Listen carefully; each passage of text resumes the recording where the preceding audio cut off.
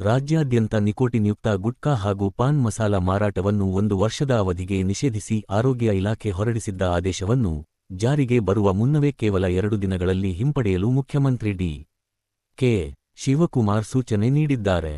ಆರೋಗ್ಯ ಇಲಾಖೆಯ ಈ ಏಕಾಏಕಿ ನಿರ್ಧಾರಕ್ಕೆ ಆಡಳಿತ ಪಕ್ಷದ ಶಾಸಕರು ಹಾಗೂ ರೈತ ವಲಯದಿಂದ ತೀವ್ರ ಆಕ್ಷೇಪ ವ್ಯಕ್ತವಾಗಿತ್ತು.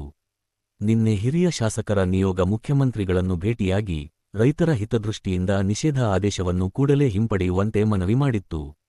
ಈ ವೇಳೆ ಈ ನಿರ್ಧಾರದ ಬಗ್ಗೆ ತಮ್ಮ ಗಮನಕ್ಕೆ ಯಾವುದೇ ಮುನ್ಸೂಚನೆ ಅಥವಾ ಮಾಹಿತಿ ಇರಲಿಲ್ಲ ಎಂದು ಮುಖ್ಯಮಂತ್ರಿ ಸ್ಪಷ್ಟಪಡಿಸಿದ್ದಾರೆ.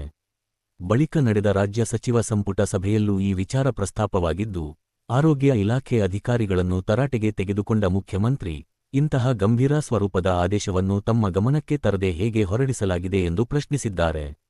ಈ ನಿರ್ಧಾರದಿಂದ ರಾಜ್ಯದ ಹಲವು ಜಿಲ್ಲೆಗಳ ರೈತರ ಮೇಲೆ ಪರಿಣಾಮ ಬೀರುವ ಸಾಧ್ಯತೆಯಿರುವುದರಿಂದ ಪ್ರಮುಖ ನೀತಿ ನಿರ್ಧಾರ ಕೈಗೊಳ್ಳುವ ಮುನ್ನ ತಮ್ಮ ಗಮನಕ್ಕೆ ತರುವುದು ಕಡ್ಡಾಯ ಎಂದು ಮುಖ್ಯಮಂತ್ರಿ ಅಧಿಕಾರಿಗಳಿಗೆ ಸೂಚಿಸಿದ್ದಾರೆ. ರೈತರ ಹಿತರಕ್ಷಣೆ ಹಾಗೂ ಶಾಸಕರ ಮನವಿಗೆ ಸ್ಪಂದಿಸಿರುವ ಮುಖ್ಯಮಂತ್ರಿ ಡಿ. ಕೆ.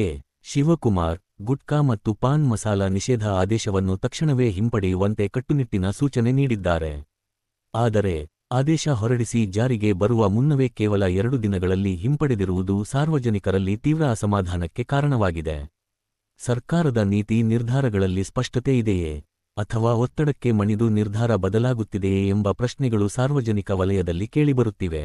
ಒಂದೆಡೆ ಗುಟ್ಕಾ ಮತ್ತು ಪಾನ್ ಮಸಾಲದ ಆರೋಗ್ಯದ ದುಷ್ಪರಿಣಾಮಗಳ ಬಗ್ಗೆ ಸರ್ಕಾರವೇ ಕಳವಳ ವ್ಯಕ್ತಪಡಿಸುತ್ತಿದ್ದರೆ, ಮತ್ತೊಂದೆಡೆ ನಿಷೇಧದ ಆದೇಶವನ್ನು 2 ದಿನದಲ್ಲೇ ಹಿಂಪಡೆಯುತ್ತಿರುವುದು ಇದೀಗ ಚರ್ಚೆಗೆ ಗ್ರಾಸವಾಗಿದೆ.